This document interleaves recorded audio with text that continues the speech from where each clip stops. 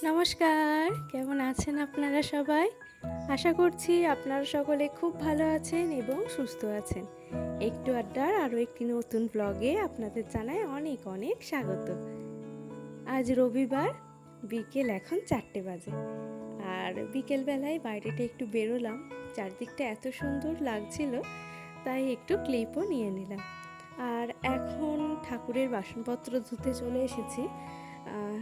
পিতলের বাসনগুলো একটু লেবু দিয়ে মেজে নিলে বেশ চকচকে হয়ে যায়। এর আগে একটা ব্লগে আপনাদের দেখিয়েছিলাম এক টুকরো লেবুতেই কেমন সমস্ত পিতলের থালা বাটিগুলো চকচকে হয়ে গেছিল। ওই ধরুন ফুল বেলপাতা যাই থাকুক না কেন বা মিষ্টি যাই দিই না কেন, তারপরে একটু ছোপ ছোপ দাগ হয়ে যায়। আর এই পিতলের জিনিসপত্র যদি একটু টক জাতীয় জিনিস দিয়ে মেজে নেওয়া যায়, একটু চাপ দিয়ে মাজতে হয় অবশ্যই, তাহলে কিন্তু আর এরকম ছোপ ছোপ দাগ থাকে না। আর নিজেদের থালা বাসনেই যদি একটু দাগ ছোপ থাকে কেমন একটা ঘিন ঘিন করে। আর বলুন তো, ঠাকুরের থালা বাটিগুলো তাহলে কেন এই কালো কালো দাগ ছোপের মধ্যে রেখে খেতে দিতে পারি? সেটা কি ভালো লাগে? নাকি দেওয়া উচিত? যাকে খেতে দিই না কেন সেটা যদি ভক্তি ভরে শুদ্ধভাবে দেওয়া হয়, পরিষ্কার পরিচ্ছন্নভাবে, তার একটা অবশ্যই সুফল পাওয়া যায়। সেটা ভগবানই হোক বা কোনো দরিদ্র মানুষই হোক না কেন। প্রত্যেকদিন যদিও সকালে পুজো করার পরেই এই কাজটা করে রেখে দিই, কিন্তু আজ তো ছিল রবিবার আর সেই কারণে হয়ে ওঠেনি। তো এখন করে নিলাম। এরপর আগে ঠাকুরঘর পরিষ্কারটা করে নেব। ঠাকুরঘরটা আগে পরিষ্কার পরিচ্ছন্ন করে নিই, তারপরে নিজেদের ঘরপালা যা ঝাঁটপাট দেওয়া সেগুলো দেব। তো ঠাকুরঘরটা দুবেলাই মোছা হয়, সকাল বিকেল দুবেলায়, কারণ বাসি ঘরে ঠাকুরকে পুজো দিতে সত্যিই ভালো লাগে না। বাসি ঘরে যেমন আমরাও কোনো কাজকর্ম করি না, তো ঠাকুরই বা কেন প্রত্যেকদিন বাসি ঘরে থাকবে, তাই সকাল বিকেল ঠাকুরঘরটা অন্তত মুছে তারপরে পুজো টুজো দেওয়া হয়।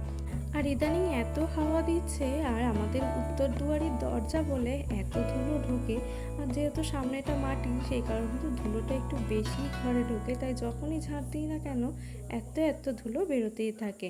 অন্যদিন তো আর এই কাজটা করার সময় পায় না, তাই আজকে আবার অমিতের গাড়িটাও এখানে ছিল না। গাড়িটা থাকলেও এখানে গাছপালাগুলোর কাছে আসতে বেশ অনেকটাই বেগ পেতে হয় বলতেই পারেন। যাই হোক, তো আজকে এসে গাছের ডালগুলো একটু ছেঁটে দিলাম, কারণ গন্ধরাজ গাছটায় কুঁড়ি আসছে প্রচুর, কিন্তু সবই পোকাতে যেন খেয়ে দিচ্ছে। তো কুঁড়িওয়ালা ডালগুলো কাটতে খুব খারাপ লাগলেও কেটে দিলাম। আর যাই হোক, যদি এরপর পোকাটা না হয় তাহলে হয়তো ফুল আবার হবে। তো এরপর চলে এসেছি বাইরের দিকে গাছগুলোতে এখন তো কুঁড়ি হয়ে আছে, দেখতে বেশ ভালো লাগছিল।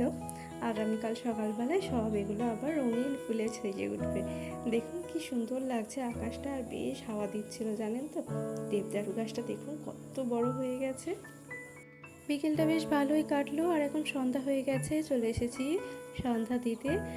ধূপ প্রদীপ দিয়ে ঠাকুরকে আরতি করে নিয়েছি, তারপর শঙ্খধ্বনি দিয়ে নিয়েছি।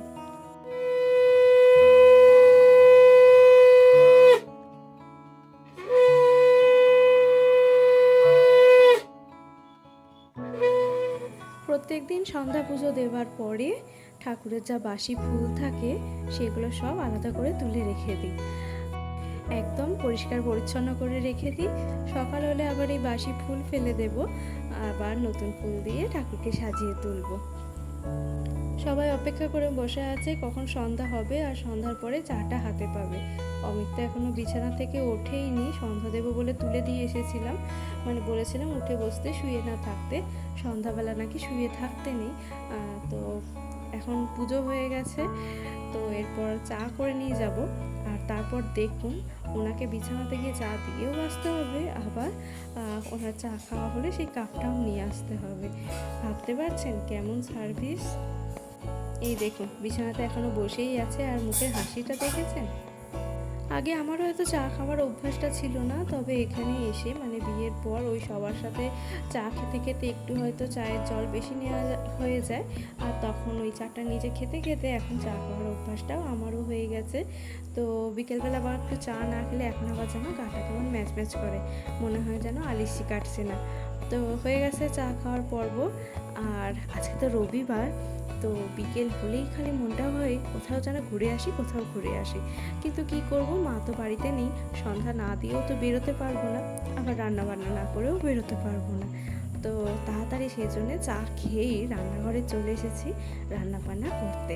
তো রান্না বান্না করে ইচ্ছা আছে একটু কোথাও থেকে ঘুরে আসবো।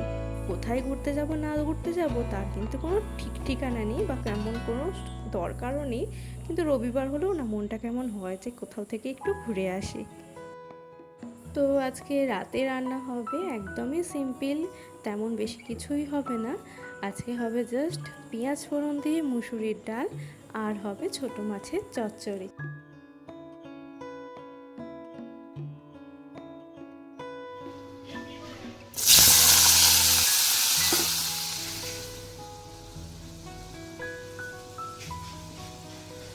এদিকে মুসুরির ডাল সিদ্ধ করতে বসিয়ে দিয়েছি, আর দেখুন ডালেও ফুট উঠে গেছে।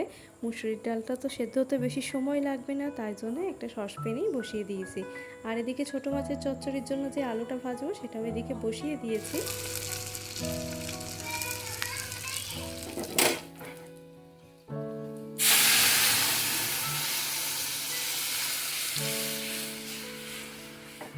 ব্যাস, আবার কি, ডাল হয়ে গেছে, ওদিকে মাছ চচ্চড়িও হয়ে গেছে, আর ভাতও আমার হয়েই গেছে। তো এবার রান্নাঘরটা গুছিয়ে বাগিয়ে নিই। রান্না যখন কমপ্লিট হয়ে গেছে আর তো কোনো চাপ রইল না। এরপরে একটু সাজুগুজু করে নেব, আর তারপরে বেরিয়ে পড়বো অজানা এক রাস্তার উদ্দেশ্যে।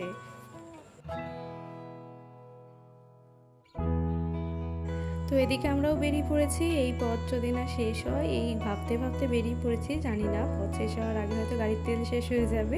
তো যাই হোক, চলুন আজকের ব্লগটা কেমন লাগলো জানাবেন, আর যদি ভালো লাগে অবশ্যই সাবস্ক্রাইব করে পাশে থাকবেন, আর একটা ছোট্ট লাইক করে দেবেন।